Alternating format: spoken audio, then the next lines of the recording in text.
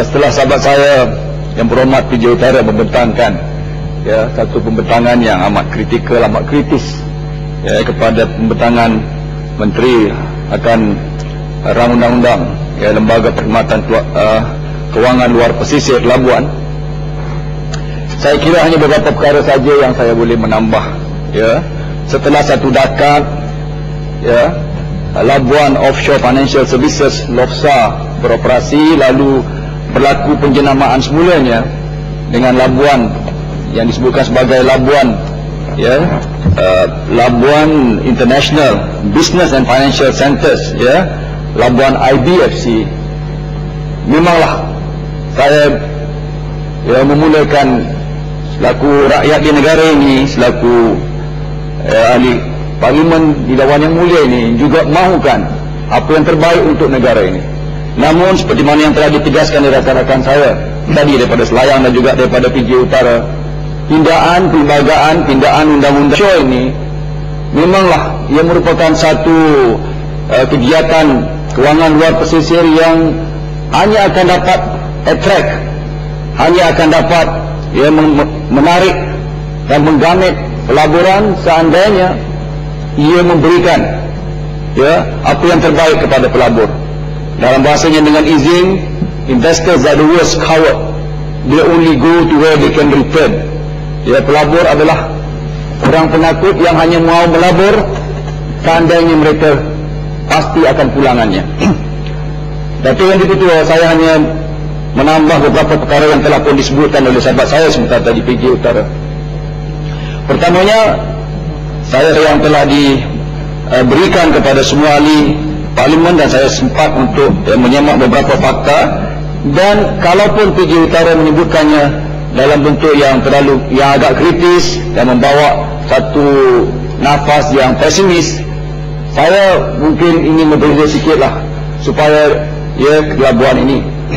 Cumanya saya daripada sudut yang lain pula mau memahami juga di sebalik seluruh pindaan ini, apakah ia ada satu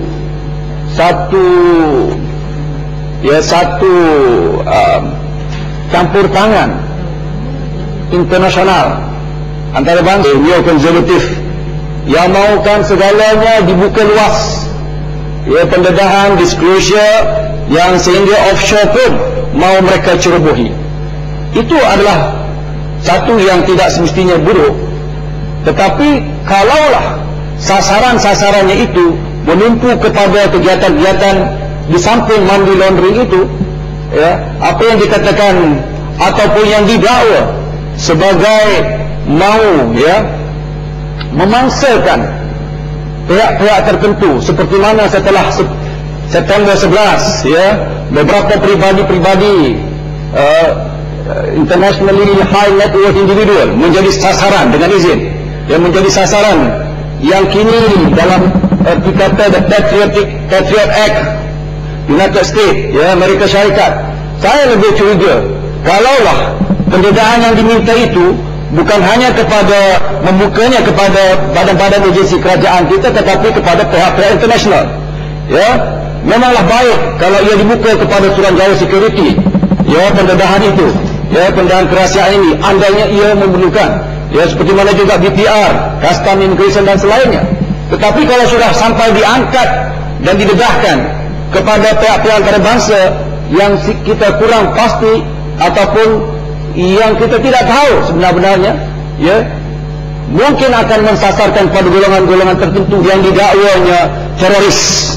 Seperti mana satu masa dahulu seorang pribadi, ulama besar, tokoh ulama besar Islam antarabangsa seperti Profesor Yusuf Qaradawi juga dimangsakan sebagai pihak yang ada hubung kaitnya dengan kononnya memberikan pembiayaan kepada kegiatan-kegiatan teroris. Ini lebih kita khawatiri. Kita bersetuju dengan disclosure, kita bersetuju dengan apa juga yang membawa kepada keadaan urus takdir korporat yang baik, khususnya di luar pesisir. Tetapi kalau ia bertujuan pada akhirnya untuk memenuhi agenda-agenda tertentu antarabangsa, maka ia akan meletakkan kecurigaan kepada pihak-pihak tertentu, kerana kita sudah tergolong dalam satu network yang tidak offshore, seperti mana kerahsiaan adalah penting dalam data ini yang bersifat butik pada dengan bahasanya, dengan izin. Baik, itu satu perkara yang saya ingin sebutkan dan mau meminta pengulasan yang lebih mendetail daripada yang Mama Menteri. Adapun yang disebutkan oleh sahabat saya daripada PJ Utara tadi, saya ingin lanjutkan. Yang mana kalaupun disebut-sebut dan dibawa-bawakan bahawa pusat boleh bersaing dengan banyak lagi pihak, ya, terutama yang terdekat seperti Singapura maupun Brunei, tetapi yang kita perhatikan sehingga kini, ya, jumlah aset yang diurus tabir, ya, di sana ada 53 bank